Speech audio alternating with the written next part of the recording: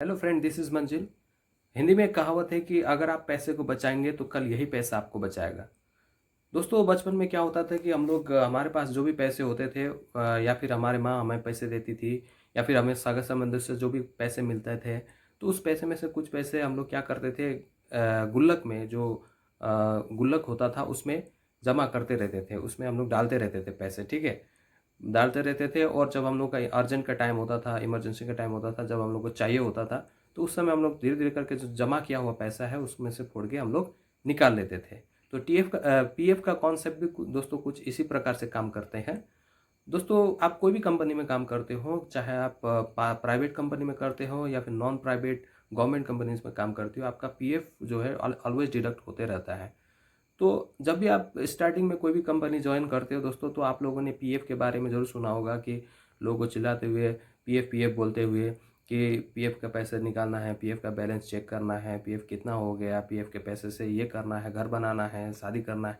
ये सारा चीज़ जो चीज़ है आप लोगों ने ज़रूर सुना होगा। तो इस वीडियो में हम लोग बताने वाले कि आखिर ये पीएफ क्या भला है, तो पीएफ होता क्या है, कितना करके डिडक्ट होता है। ये वीडियो दोस्तों उन सभी के लिए हेल्पफुल रहेगा जो जो भी कंपनी में काम करते हैं, और प्रैक्टिसिंग सीएस के लिए भी ये वीडियो काफ़ी हेल्पफुल रहेगा, क्योंकि इस वीडियो में पीएफ का जो डिटेल फॉर्मेट आप लोगों को मिलने वाला है। यानी कि इस वीडियो को देखने के बाद आपको पीएफ के लिए दूसरा वीडियो देखने की कोई आवश्यकता नहीं रह जाएगी, ये मैं आप लोग से दावा करता हूँ।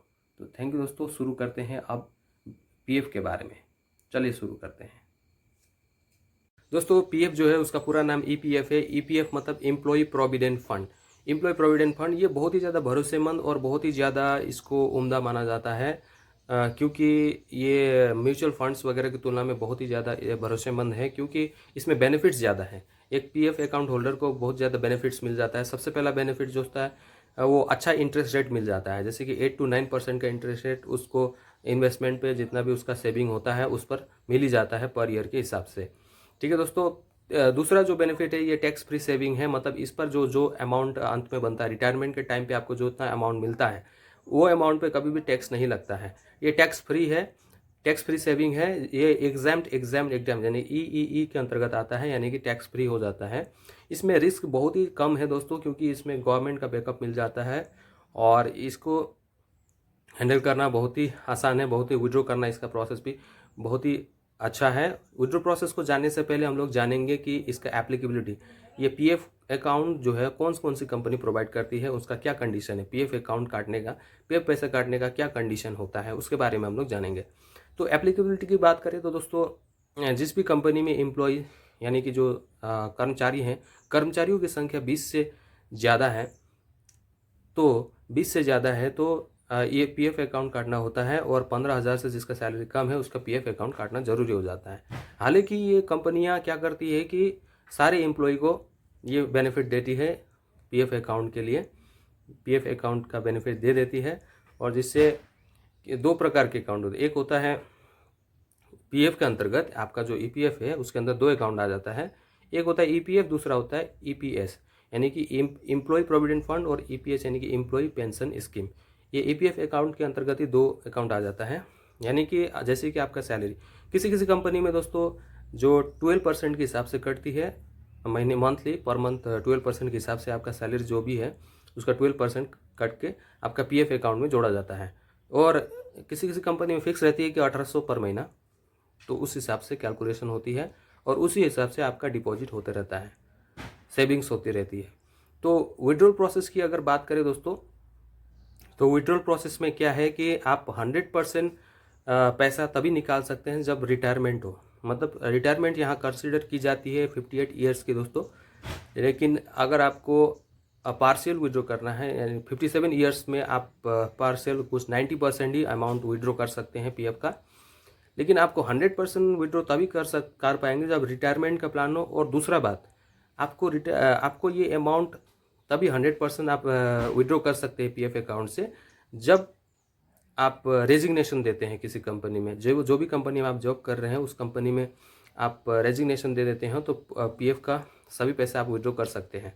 लेकिन दोस्तों, मैं यहाँ पर सजेस्ट करूँगा कि आप उसको कम से कम 5 साल तक बनाए रखें अपने पीएफ अकाउंट को, क्योंकि 5 साल से पहले अगर आप उसको उस अमाउंट को निकाल लेते हैं तो वहाँ पर आपको टैक्स लायबिलिटी बन जाती है, यानी कि आपको टैक्स पे करना पड़ सकता है। हालांकि टैक्स फ्री सेविंग तो पहले बोला गया है, लेकिन 5 ईयर्स का कंडीशन है। 5 ईयर्स कम से कम आपको वो पैसे को होल्ड करके रखना है, पैसे को सेव करके रखना है। 5 साल से पहले जैसे 1.5 लाख के अमाउंट तक आपको टैक्स पे करना पड़ सकता है। 1.5 लाख के अमाउंट तक ज़्यादा हो जाता है तो आपको टैक्स पे करना पड़ सकता है। तो उस केसेस में क्या होता है कि आप लोगों को कम से कम 5 ईयर्स तक पीएफ अकाउंट को कंटिन्यू रखना होता है। जब भी आप किसी जॉब, जैसे कि ये जॉब है, उस जॉब को छोड़ के दूसरा जॉब पकड़ लेते हैं तो ये क्या होता है, ये अकाउंट जो होता है ऑटोमेटिक ट्रांसफ़र हो जाता है। बेनिफिट्स की अगर बात करें तो दोस्तों ये universal account number, UAN number मिलता है आप लोग को, यूनिवर्सल अकाउंट नंबर। ये यूएएन नंबर फिक्स है, मतलब एक बार आप पीएफ अकाउंट बना लेंगे तो आपको एक यूएएन नंबर दिया जाता है जो हमेशा के लिए आपका परमानेंट हो जाता है। और कहीं भी आप जॉब करते हैं, जॉब चेंज करते हैं तो उस समय में वो ऑटोमेटिक क्या होता है, ट्रांसफरेबल हो जाती है और पीएफ अकाउंट में पैसा जमा होती रहती है। तो ये होता है दोस्तों। बेनिफिट्स की अगर बात करें तो बेनिफिट्स में बहुत सारे पार्शियल विड्रॉ भी आप कर सकते हैं। इसमें पार्शियल विड्रॉ जैसे कि होम लोन पेमेंट में, होम कंस्ट्रक्शन में, इसी प्रकार के किसी भी प्रकार के ये हैं। तो पार्शियल विड्रॉ दोस्तों इस केसेस में कर सकते हैं जब होम कंस्ट्रक्शन हो, बच्चों की शादी करनी हो या आपकी खुद की शादी करनी हो, तो इस हिसाब से भी आप पेमेंट को क्या कर सकते हैं, विड्रॉ कर सकते हैं। जो सेविंग्स होती है उसको विड्रॉ कर सकते हैं पार्शियल, लेकिन आंशिक रूप से, पूरा नहीं। ठीक है दोस्तों, तो इस प्रकार से है। तो आगे तो 100% विड्रॉ करने का 2 प्रोसेस बताया मैंने। एक तो आपका 58 ईयर्स अगर एज है तो उस समय आप 100% पैसे निकाल सकते हैं पीएफ का। और अगर दूसरा कंडीशन है, आप जब रेजिग्नेशन देंगे, रेजिग्नेशन देने के बाद अगर 2 महीने से ज़्यादा तक आपकी अनएम्प्लॉयमेंट रहती है, यानी कि कोई भी कंपनी में आप जॉब नहीं कर पाते हैं, नहीं करते हैं किसी कारणवश, तो उस समय आप क्या कर सकते हैं, 100% पैसे निकाल सकते हैं। लेकिन कम से कम आपको 5 ईयर्स तक आपको वो पैसे कंटिन्यू रखनी है, मैं यही सजेस्ट करूँगा। क्योंकि अगर 5 ईयर्स से पहले आप निकालते हैं तो आपको उसका टैक्स लायबिलिटी बन जाती है। ठीक है, यानी कि टैक्स कटिंग शुरू हो जाता है। और पीएफ का बेनिफिट, दूसरा तो बेनिफिट दोस्तों ये है कि आप जो है, आपका जो ईपीएफ और ईपीएस जो अमाउंट है, जो सेविंग्स है, उसका आप लोग को इंश्योरेंस कराना भी जरूरी है, जिसको हम लोग बोलते हैं ईडीएलआई, एम्प्लॉय डिपॉजिट लिंक इंश्योरेंस। ये इंश्योरेंस कराने से क्या होगा कि अगर आप पीएफ खाता धारक जो होते हैं उसकी मृत्यु हो जाती है तो सारा पैसा, सारा अमाउंट जो होता है वो किसको मिल जाता है, उसके फैमिली वालों को मिल जाती है। ठीक है दोस्तों, तो ये कंडीशन है। तो दोस्तों ईपीएफ काटना उन कंपनी के लिए बहुत ज़रूरी है जिसकी कर्मचारियों की संख्या 20 से ज़्यादा हो चुकी है। जिस भी कंपनी की कर्मचारियों की संख्या 20 से ज़्यादा हो चुकी है और जिसका सैलरी जो है 15,000 या 15,000 तक या 15,000 से कम है, तो उनको पीएफ काटना बहुत ज़रूरी होता है उन कंपनियों को, एम्प्लॉयज़ का। तो ये है। और इसका जो होता है वो सैलरी, यानी कि सैलरी को हम लोग यहाँ कंसिडर करेंगे बेसिक प्लस डीए, बेसिक पैसा प्लस डीए, मतलब डियरनेस अलाउंस, यानी कि महंगाई भत्ता जो मिलता है वो, उसको हम लोग बेसिक प्लस महंगाई भत्ता को हम लोग क्या मान लेते हैं, एक सैलरी मान लेते हैं। और ये इक्वल कंट्रीब्यूशन होता है दोस्तों, यानी कि आपके सैलरी से, आपका पेमेंट से आपका 12% करके कटेगा, तो आपका जो एम्प्लॉयर है, आपका जो कंपनी है, वो भी आपका 12% दे देगा। ठीक है, जितना आपका, मान लीजिए आपका 1600 रुपये, 1800 रुपये कट हो रहा है, तो 1600 1800 रुपये कंपनी को देना पड़ता है और ये दोनों अमाउंट जाता है आपका ईपीएफ अकाउंट में। ठीक है दोस्तों, तो अब आ जाते हैं ईपीएफ कैलकुलेशन में। कैलकुलेशन बहुत ही जटिल माना जाता है, लेकिन आपको मैं बहुत ही सरल तरीके से समझाने जा रहा हूं दोस्तों, तो इसको ध्यान से देखिएगा।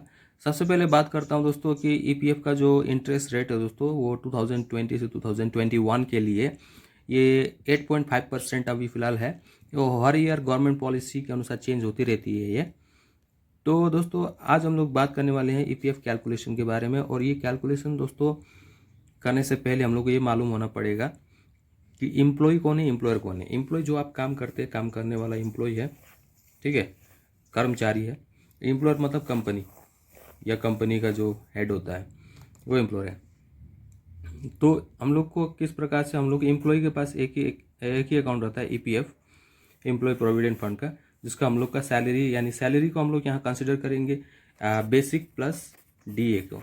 ठीक है, बेसिक प्लस डीए हम लोग का सैलरी होगा, मतलब डीएनएस अलाउंस। तो ये सैलरी में से क्या होगा कि इसमें से हम एक ही अकाउंट मेंटेन करते हैं दोस्तों, ईपीएफ का एक ही अकाउंट मेंटेन करते हैं, लेकिन जो एम्प्लॉयर होगा वो क्या करेगा, 2 अकाउंट मेंटेन करेगा, ईपीएफ भी और ईपीएस भी, जिसमें से 12% को 8.33% जो होता है वो ईपीएस अकाउंट के लिए होगा और ईपीएफ के लिए 3.67%। ये दोनों जोड़ेंगे तो आपको 12% मिल जाएगा, मतलब इतना ये करता है। तो ईडीएलआई और एक अकाउंट होता है, और तीसरा ईपीएफ एडमिनिस्ट्रेशन कुछ चार्जेस होती है ईपीएफ को मेंटेन करने के लिए, ये कंपनी ही देती है। तो कंपनी एक तरफ से, एम्प्लॉयर जो एक तरफ से कितना 13% देती है दोस्तों, क्योंकि 1%, 0.5% ये, 0.5% ईपीएफ एडमिनिस्ट्रेशन चार्ज। तो ईडीएलआई मतलब हम लोग जानते हैं एम्प्लॉय डिपॉजिट लिंक्ड इंश्योरेंस है, ये है। तो ईपीएफ हम लोग का 12% होता है, तो 12% में से 8.33% ये ईपीएस के लिए और 3.67% ये इसके लिए। हालांकि कुछ कंपनियों में फिक्स रहती है कि 1800 रुपये काटना पड़ेगा एम्प्लॉय का, और कुछ कंपनी में 12% करके काटती है, कुछ कंपनी में क्या होता है 10% करके काटती है। और 10% वाला कंडीशन ये है कि दोस्तों जिसका एम्प्लॉय 20 से कम होगा उसके लिए 10% करके कटिंग करना पड़ेगा, जिसमें ईपीएस जो होगा 8.33% होगा, और जो ये होगा ईपीएफ होगा उसमें से 1.67%, ये दोनों को जोड़ेंगे तो 10% होगा। तो इस प्रकार से कटिंग होगा, ठीक है। परसेंटेज आपने मैथमेटिक्स क्लास में सीखा होगा क्या परसेंटेज कैसे निकालते हैं, तो वो सारा चीज़ें। 10% सिर्फ 20 से कम वाली कंपनी नहीं है, 20 एम्प्लॉई से कंपनी वाली नहीं है। जो कंपनी सिक यूनिट डिक्लेयर होती है, जैसे कि कोई यूनिट स्पेसिफिकली मेंशन होती है, जैसे कि ब्रिक इंडस्ट्री हो गया, उस इंडस्ट्री में 10% कर ही एप्लीकेबल होती है।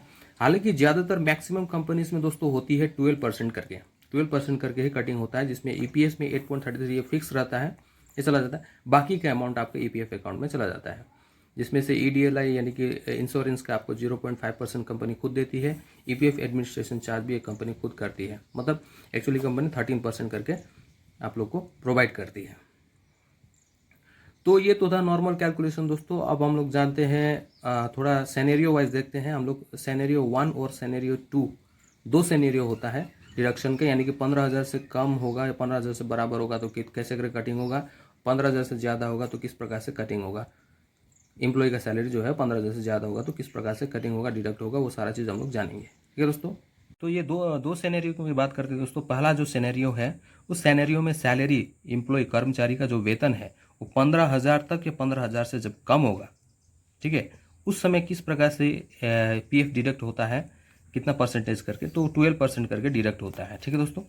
तो 12% करके डिडक्ट होता है। मान लीजिए इसका जो किसी एम्प्लॉय का सैलरी जो है 15,000 ही है मान लीजिए, तो 15,000 ये 12% मल्टीप्लाई इंटू 15,000, ये एम्प्लॉय का इसका मल्टीप्लाई करने से कितना होता है, इसको कैलकुलेट करने से आता है 1800 रुपये। तो 1800 रुपये कटिंग होकर ईपीएफ अकाउंट में चला जाएगा, और एम्प्लॉयर भी उतना ही अमाउंट देगा, इक्वल कंट्रीब्यूशन होता है, एम्प्लॉय का जितना देगा तो एम्प्लॉयर भी उतना ही देगा, और दोनों अमाउंट मिलके वो ईपीएफ अकाउंट में जमा होगा।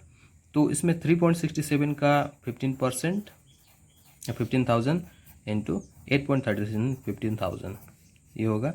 ये ईडीएलआई जो एक्सपेंसेस है ये भी कंपनी देती है, तो इसका 15,000 मल्टीप्लिकेशन 15,000। अब इसको कैलकुलेट करने के बाद जितना अमाउंट आएगा वो सारा अमाउंट क्या होगा, ये सारा चारों अमाउंट इसका आपका ईपीएफ अकाउंट में जमा होते रहेगा। तो ये था सिनेरियो 1, जब सैलरी 15,000 से कम या 15,000 के बराबर हो। अब आते हैं दूसरा अकाउंट में, ठीक है। तो दोस्तों सिनेरियो 2 को भी 2 ऑप्शन में बांटा गया है। एक है सिनेरियो 1 हो चुका है। सिनेरियो 2 का 2 ऑप्शन है, एक मिनिमम ईपीएफ का ऑप्शन और दूसरा फुल ईपीएफ का ऑप्शन। मिनिमम ईपीएफ का ऑप्शन क्या है कि आप अगर आपकी सैलरी मान लीजिए 40,000, 50,000 या फिर 15,000 से ज़्यादा 20,000, 25,000 या फिर 90,000 कुछ भी हो, उस केसेस में मिनिमम ईपीएफ का ऑप्शन आपको कंपनी प्रोवाइड करती है, यानी कि 12,000 रुपये का सिर्फ मिनिमम ईपीएफ में 15,000 रुपये, जैसे कि 12,000 का 12% का 15,000 से ही मल्टीप्लिकेशन होकर आपके अकाउंट में जमा होगा। इसका भी 3.67 का भी उसी प्रकार से जमा होगा, मल्टीप्लिकेशन इंटू 15,000 होगा। मतलब मिनिमम ईपीएफ का ऑप्शन है कि ज़रूरी नहीं है कि आपको 40,000 आपका अगर वेतन है तो 40,000 का 12% करके ही जमा करना पड़ेगा, जरूर नहीं है। मिनिमम ईपीएफ का ऑप्शन कंपनी आपको प्रोवाइड करती है, यानी कि कहने का मतलब ये है कि 15,000 के ऊपर ही आपका मल्टीप्लिकेशन होगा, मतलब 15,000 के आधार पर ही आपका डिडक्ट होके चला जाएगा। मतलब इसमें आपका डिपॉजिट जो होगा, आपका जो सेविंग होगा वो कम होगा। तो ये है मिनिमम ईपीएफ का ऑप्शन, हालांकि आप समझ गए होंगे। ठीक है, ठीक है। मिनिमम ईपीएफ ऑप्शन में मतलब कंपनी क्या कर सकती है कि 40,000 का 12% देना चाहिए था, लेकिन आपको बोलती है कि 15,000 करके ही काटे, मतलब 15,000 मिनिमम ईपीएफ ऑप्शन। तो ईपीएस में भी उतना, ईपीएफ में भी उतना उतना ऑप्शन करके ईडीएलआई में 0.5%, 0.5% करके कटिंग होगा। तो ये है मिनिमम ईपीएफ का ऑप्शन। और दूसरा जो है दोस्तों, ये फुल ईपीएफ का ऑप्शन है, यानी कि आपका जो सैलरी रहेगा 40,000 है मान लीजिए, तो यहाँ पे मान लीजिए 40,000 मल्टीप्लिकेशन टू 40,000 होगा, 40,000 का ही होगा। और इसमें से 40,000 का, ठीक है, 40,000 का 8.33% तो इसका इसमें चला जाएगा। तो ये है कि 3.67 इंटू 40,000 मानकर चले हैं किसी भी एम्प्लॉय का सैलरी जो 15,000 से ज़्यादा है, तो 0.5% का भी 40,000 इस प्रकार से होगा 40,000। मिनिमम ये ईपीएफ वाला ऑप्शन हो चुका है दोस्तों, ये मिनिमम ईपीएफ वाला ऑप्शन हो चुका है। अब हम लोग जानते हैं फुल ईपीएफ वाले ऑप्शन के बारे में। तो फुल ईपीएफ में एम्प्लॉय और एम्प्लॉयर होती है। ईपीएफ जैसे कि फुल ईपीएफ में आपका सैलरी जो है वो ग्रेटर देन 15,000 है, 40,000 हम लोग पकड़ लेते हैं। कुछ भी सैलरी हो सकता है, 50,000, 20,000, 25,000, जो 15,000 से ज़्यादा है सैलरी उसकी बात कर रहे हैं हम लोग। 40,000, 50, 90,000 कुछ भी हो सकता है, हम लोग 40,000 पकड़ लेते हैं। ठीक है, जस्ट एज्यूम के लिए। तो 40,000 जब पकड़ लेते हैं तो इसमें ईपीएस वाला जो एम्प्लॉयर दो अकाउंट हैंडल करता है बेसिकली, ईपीएफ और EPS, employ pension scheme. EPF तो हम लोग जानते हैं। तो उसमें से 8.33% ये फिक्स रहता है। एम्प्लॉयर का जो ईपीएस वाला ऑप्शन होता है, एम्प्लॉय पेंशन स्कीम, वो फिक्स रहता है, 8.33% ही होता है। बाकी का बचा 3.67% होता है। तो 12% का 40,000 S2 हम लोग 40,000 मान लेते हैं। तो यहाँ पे 12% 14,000 का 12% जो होता है वो 4,800 होती है। तो 4,800 अब एम्प्लॉय को देना है, तो इसमें से ईपीएफ का 3.67% और 8.33% करके वो दे देगा ईपीएस का। ठीक है, अब दूसरा जो जरूर नहीं कि वो 40,000 का ही करे, तो एम्प्लॉयर के पास दूसरा पॉपुलर ऑप्शन होती है कि वो क्या करती है कि वो आप तो भाई, आप जो एम्प्लॉई है वो बोलता है कि आप तो 40,000 12% का दे दीजिए, लेकिन हम लोग क्या करेंगे 15,000 वाला मिनिमम ईपीएफ से ही काम चलाएंगे। यानी कि 12%, 40,000 का 12% होता है 4,800, जो 4,800 है। तो 4,800 हो गया, तो ईपीएस और ईपीएफ दोनों मिला के 4,800 अब एम्प्लॉयर को देना पड़ेगा, क्योंकि इक्वल कंट्रीब्यूशन होती है, हम लोग जान चुके हैं बात। तो 8.33% 40,000 का कितना होता है, सॉरी 8.33% 40,000 का जितना भी होता है वो तो पहला वाला ऑप्शन में हम लोग देख चुके हैं। लेकिन दूसरा ऑप्शन में ये 15,000 से ही काम चलाना चाहता है एम्प्लॉयर। ठीक है, मिनिमम ईपीएफ का ही यूज करना चाहता है। तो 8.33 जो है 15,000 का, वो कितना होता है 1249.5 रुपीज़ इतना होता है। तो इतना जो अमाउंट हुआ, सबसे पहले ईपीएफ में 8.33% ये देगा, फिक्स रहेगा। बाकी का जो अमाउंट है, बाकी का अमाउंट इसमें दे देगा वो। ठीक है, ईपीएफ में डाल देगा बाकी का जो अमाउंट है, क्योंकि 8.33% हो गया। अब जो बाकी का अमाउंट है वो सारा अमाउंट को इसमें डाल देगा, टोटल अमाउंट मिलाकर हो जाएगा 4,800। ठीक है, तो ईपीएफ का अमाउंट कैसे निकलेगा, ईपीएस का अमाउंट, सॉरी 12% इंटू 40,000 जो है 4,800, 12% इंटू 40,000 आपका जितना भी अमाउंट होगा। ठीक है, जितना भी आपका सैलरी होगा 40,000, 50,000, 60,000, 90,000 कितना भी होगा, वो 12% से मल्टीप्लाई करेंगे सबसे पहले, और उसमें से ये ईपीएस वाले अमाउंट को घटा देंगे, तो वो ईपीएफ का अमाउंट हो जाएगा। ठीक है, तो 12% इंटू आपका ये जो अमाउंट है 40,000 वो हो जाएगा 4,800 माइनस ईपीएस का अमाउंट जो 8.33 इंटू 15,000 हुआ। तो यहाँ एम्प्लॉयर क्या कर रहा है 15,000 से ही काम चला रहा है, तो टोटल मिला के आपको वो दे देगा 4,800 ही टोटल हो जाएगा। तो ईपीएफ इसका जो अमाउंट होगा वो 3,550.5 इतना रुपीज़ होगा। ठीक है, तो अब इसको और इसका अमाउंट और इसका अमाउंट को जोड़ देंगे तो ये हो जाएगा 4,800। यानी कि क्या कर रहा है कि आपका जो एम्प्लॉयर है वो टोटल आपको 4800 ही दे रहा है, क्योंकि आपसे उतना ही डिडक्शन हुआ है। 40,000 का 12% 4800 होती है। तो ये और ये मिला के एम्प्लॉय क्या कर रहा है, आपको इतना 4800 ही दे रहा है। ठीक है, तो यही है। तो 12% इंटू आपका जो सैलरी है वो माइनस होगा ईपीएफ का अमाउंट, यानी कि 8.33 इंटू 15,000। ठीक है, इसको हम लोग ऐसे लिख सकते हैं 15,000 इंटू 40,000। तो 12% इंटू 40,000 ये करेंगे, 12% इंटू 40,000 जो है 4800 है, माइनस 8.33% इंटू 15,000 1249.5 है। तो ईपीएफ का जो अमाउंट है वो इतना है 3550.5। तो इतना अमाउंट है। तो इसका अमाउंट और इसका अमाउंट को अगर टोटल करेंगे तो 4800 निकलता है, जो आप कंट्रीब्यूट कर चुके हैं 12% 40,000 का। ठीक है, तो आई होप कैलकुलेशन आप लोगों को समझ में आया होगा दोस्तों। तो मिलते हैं अगले वीडियो में, तब तक के लिए goodbye and take care. इस वीडियो को पसंद आया, समझ में आया तो लाइक करें, शेयर करें, कमेंट करें। अगर आप पीएफ के रिलेटेड और भी कुछ जानकारी चाहते हैं तो कमेंट करें। तो मिलते हैं अगले वीडियो में। थैंक यू दोस्तों।